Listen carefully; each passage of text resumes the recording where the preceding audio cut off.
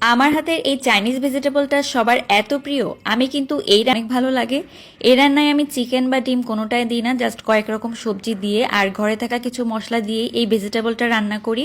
আর এটা fried rice ভাত রুটি দিয়ে খেতে কিন্তু দারুণ লাগে।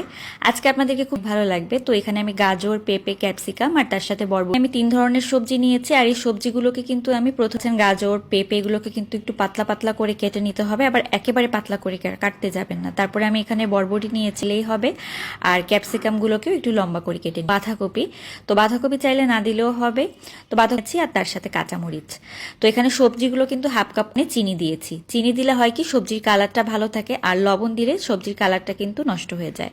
তো সেদ্ধ করার সময় 1 চা চামচ পরিমাণে চিনি ব্যবহার করবেন দিয়েছে। তো সবজিগুলো সেদ্ধ হয়ে গিয়েছে, জাস্ট 4 মিনিট হাতে ধরে সেদ্ধ করে নেবেন, তাহলেই হবে।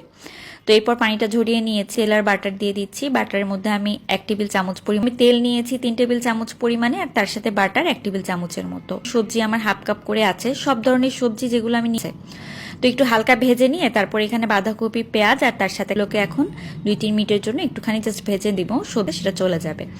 এখন আমি 1 চা চামচ পরিমাণে দিয়ে এটাকে নেড়ে মিশিয়ে নিচ্ছি। যেহেতু সেদ্ধ করার সময় লবণ দিইনি, তাই আমি এখন একবারে লবণ।